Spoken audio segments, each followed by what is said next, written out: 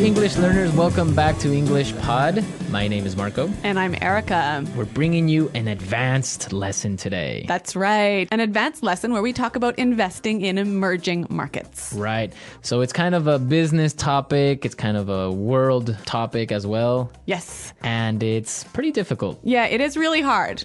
Right. So if you're listening and you don't understand everything, please don't get discouraged. Don't worry about it because we're here to learn. Yes, and we're here to help you. Right. Mm-hmm. So let's get started with this. I'm really excited about this lesson. Yeah. Okay. Well, Marco, maybe you can tell us a little bit. What is an emerging market?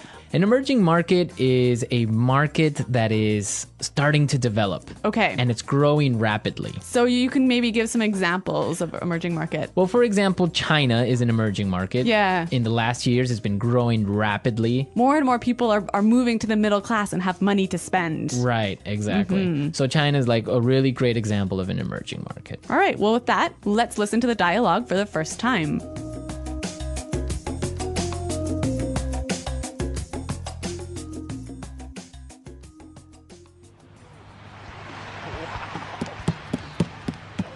Dad, I'd like to borrow some money.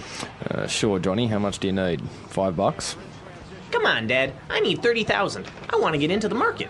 You know, I'm tired of hearing all this news about the economic downturn, the inevitable recession, people stuffing their money in their mattresses. I look at this as an opportunity. This is a chance for me to get a jump start on building my nest egg. I don't know about that. With all the uncertainty in the markets right now, it'd be a very unwise decision to invest.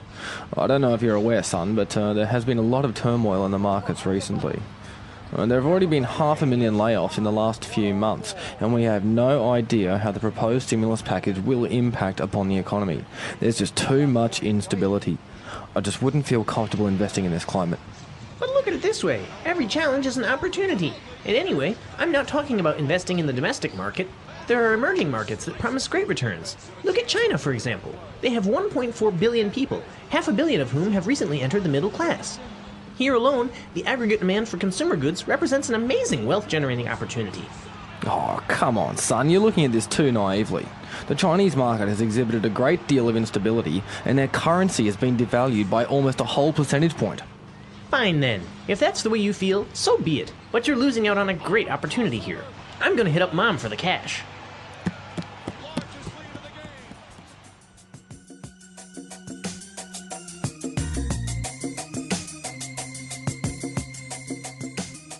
Well, it sounds like the dad has missed out on a really big investment opportunity, hey? Yeah, his son is pretty smart. Yeah. Pretty smart little boy. Uh-huh. Okay, so we have some great words that we want to look at here. Mm-hmm. Why don't we start with the first one? Turmoil. Turmoil. Turmoil. Turmoil. So we have some great examples of how turmoil is used in different sentences, so let's listen. Example 1. With a civil war, a famine, and inflation, the country has been in turmoil for 10 years.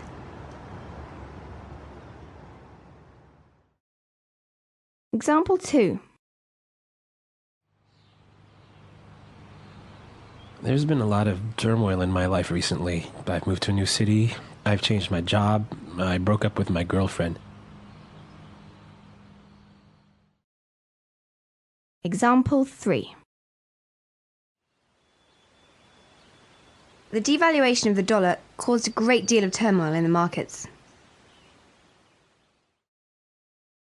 So turmoil is a state of uncertainty, of change, of difficult times. a little bit of chaos. Also, Yeah. So, for example, when there's a lot of turmoil in the market, that means stock prices are changing drastically from day to day. Right. Or the economy is in turmoil. There's a lot of problems going on. Yeah, uncertainty. Uncertainty. Okay.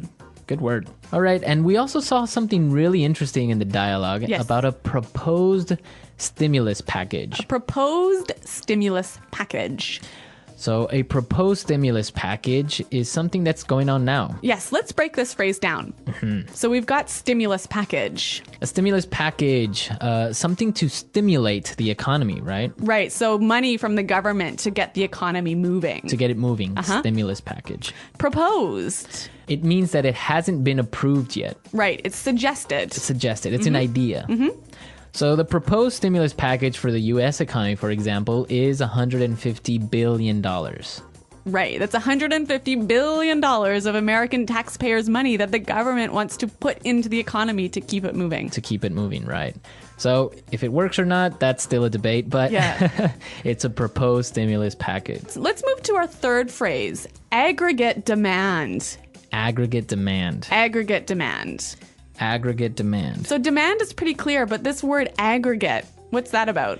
Aggregate is like a combined, added. Yeah. Right? Yeah. Aggregate demand. For example, in a country like China, where cities like in Shanghai or cities like Beijing, where more and more people are accumulating wealth, the aggregate demand is increasing. Right. The combined demand for consumer goods is growing. Right. More people have more money, so they're spending more. Yes. Okay. You know, Marco, there's a ton of excellent language in this dialogue, isn't there? Yeah, a lot of good stuff here. Yeah, and we want to listen to the dialogue one more time. But before we do, we have 3 words for you that we want you to listen for. Yeah, pay attention to these words. Nest egg. Nest egg. Inevitable. Inevitable. And hit up. Hit up. So from the context of the dialogue, try and see if you can figure out what they mean. But after listening to it, we'll come back and explain it anyways.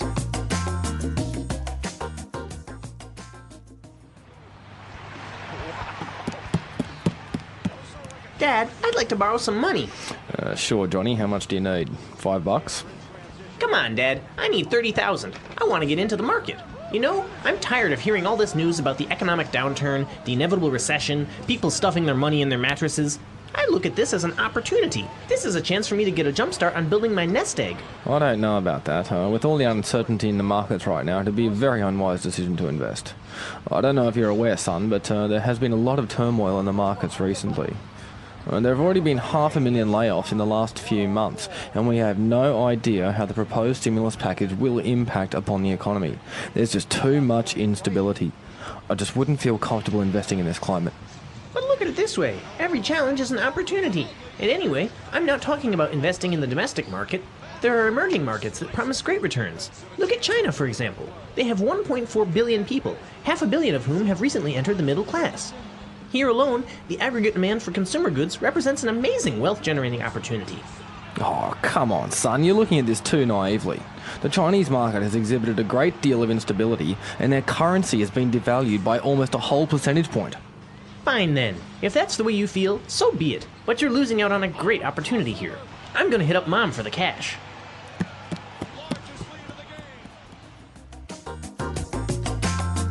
So the kid wants to invest because he wants to set up his nest egg. That's right. So basically he wants to get a bunch of cash together so that he can buy a house or get married or whatever. It's that money you need to start your life, right? To start your life, your nest egg. It's kind of a weird way of referring to this money, right? I guess it is kind of funny.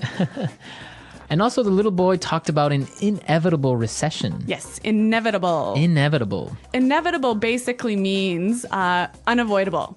Right. So this guy thinks that the recession is unavoidable. It's gonna happen. Yes, inevitable. You know, this word inevitable, if you apply the root word, you can get a noun, an adjective, or an adverb, right? Right. So we've got some examples where you can see this word in action. Example 1. Jason knew he was going to get laid off, but he was trying to delay the inevitable. Example 2.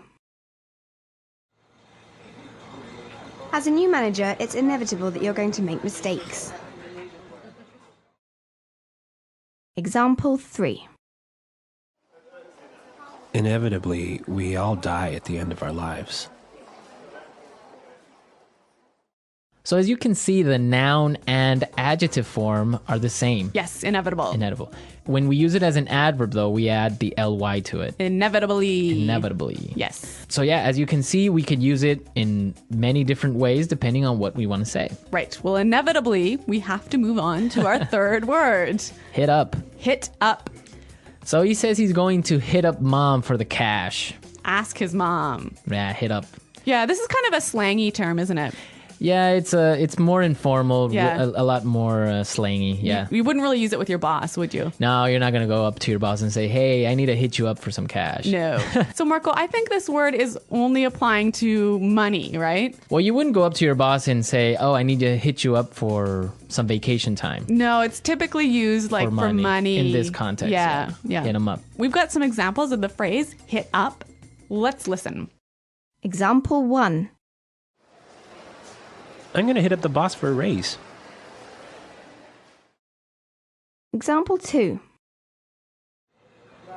Are you trying to hit me up for money? Example 3.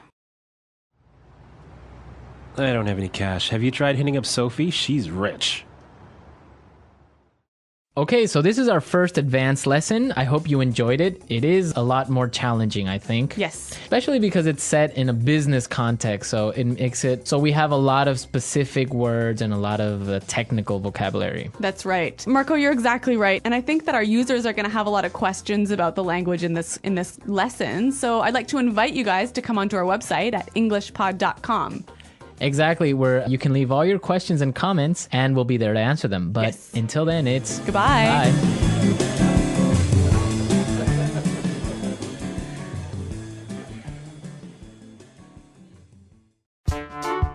The English Pod Audio Review. Listen to the meaning, then say the vocabulary word. Unavoidable. Inevitable. Money that is saved to pay for something in the future, usually a house or retirement. Nest egg. A state of confusion, disorder, disturbance. Turmoil. Amount of money the government uses to improve the economy. Stimulus package. State of not being stable, being likely to change. Nations undergoing quick industrialization. Emerging market. Combined. Reduced in value. Devalue. Ask for money. Hit up.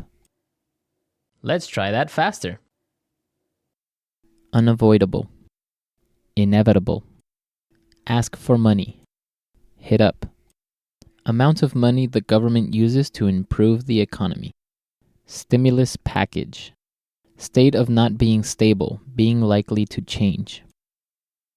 Money that is saved to pay for something in the future, usually a house or retirement. Nest egg. A state of confusion, disorder, disturbance. Turmoil. State of not being stable, being likely to change.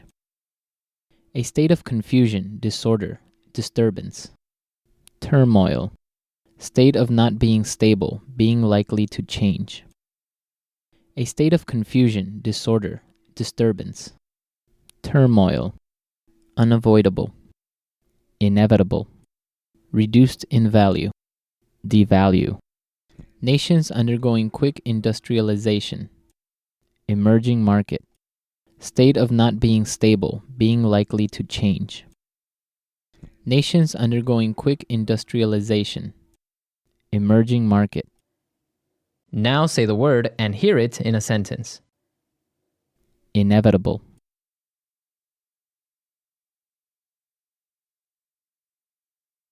Jason knew he was going to get laid off, but he was trying to delay the inevitable. Nest egg.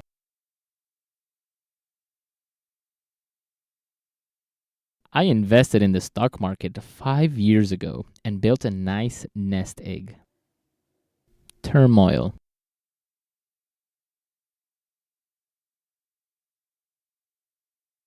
With a civil war, a famine, and inflation, the country has been in turmoil for 10 years. Emerging market. Demand for luxury goods is growing quickly in emerging markets like China. Devalue. The currency has been devalued by nearly 40%. Hit up. I'm going to hit up the boss for a raise. Inevitable.